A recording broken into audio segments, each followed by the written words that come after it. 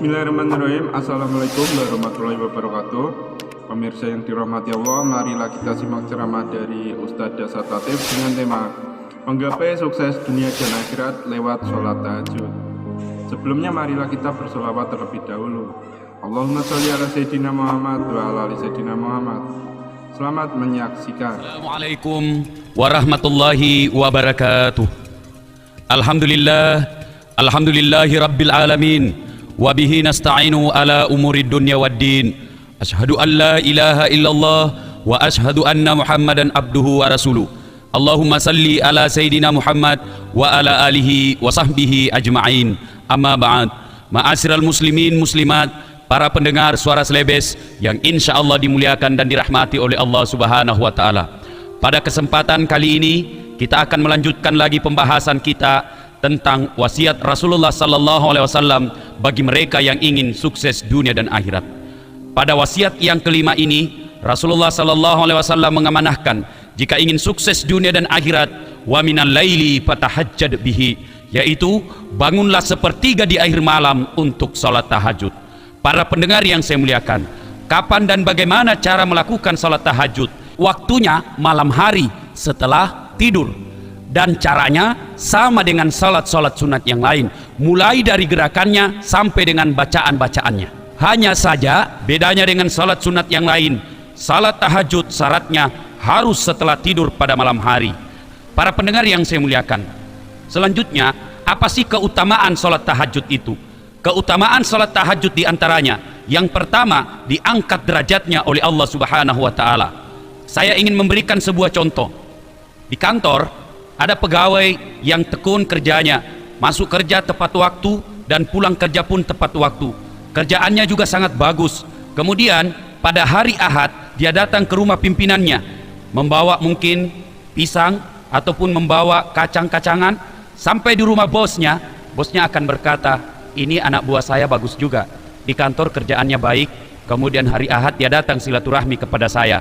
Maka bawahannya ini meskipun belum saatnya naik pangkat, karena di mata bosnya dia karyawan yang baik, maka diangkat derajatnya.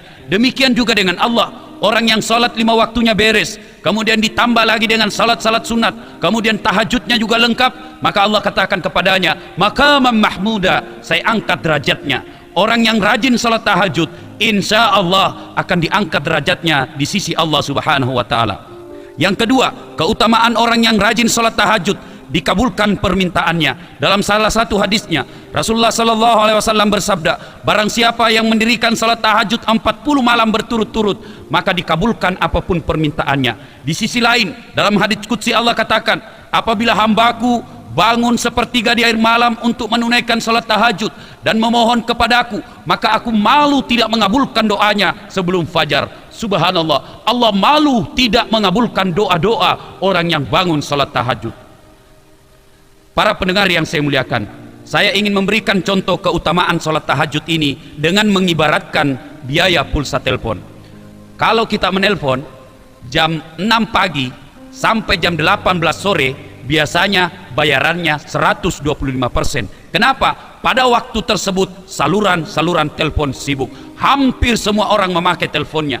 Tetapi pada pukul 23 sampai dengan pukul 6 pagi itu diskon 75%. Kenapa didiskon? Karena saluran sepi, hampir tidak ada orang yang memakai teleponnya, makanya diberikan diskon khusus. Demikian juga dengan Allah, salat 5 waktu hampir semua orang berdoa. Pada hari Jumat hampir semua orang berdoa, mana Pak Botorok berdoa tong. Tetapi ketika salat malam jam 2 jam 3 dini hari, orang pada umumnya tidur, orang lain pada umumnya ngorok. Kita bangun sepertiga di akhir malam, mengadu kepada Allah, memohon kepada Allah. Pada saat-saat sulitnya itulah Allah memberikan keistimewaan pada ibadah yang kita lakukan. Para pendengar yang saya muliakan, bagi mereka yang ingin dikabulkan doa-doanya, pakailah saluran khusus, dan saluran khusus ini adalah salat tahajud.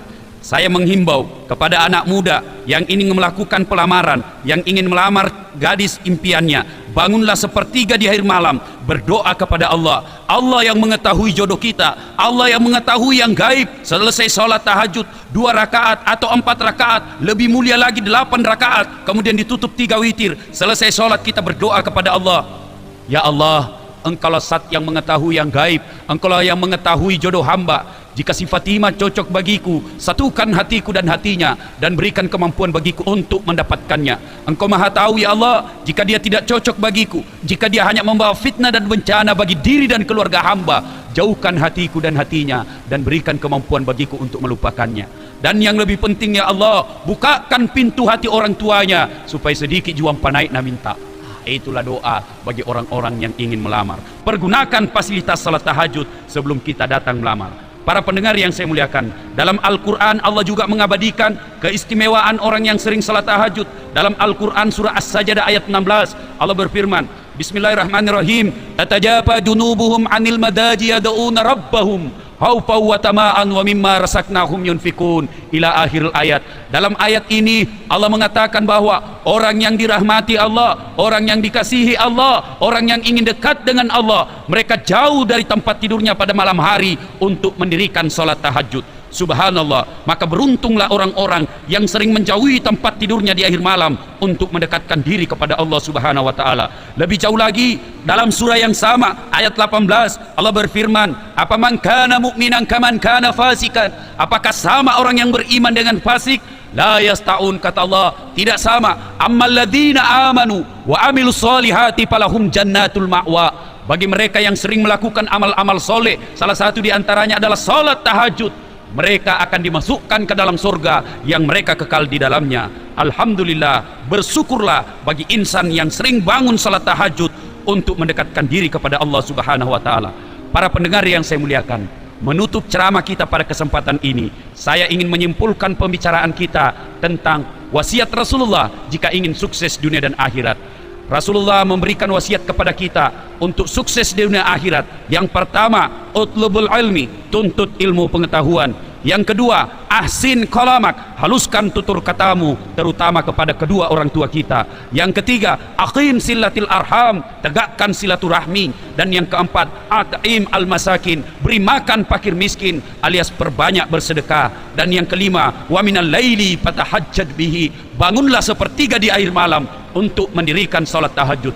Insya Allah, apabila kelima hal ini kita lakukan, janji Allah, ulaika yarjuna rahmatallahi, itulah orang-orang yang betul-betul aku rahmati, dirahmati di dunia, dan insya Allah disayangi di akhirat nanti. Semoga ada manfaatnya. Saya Dasat Latif untuk Suara Selebes FM Makassar.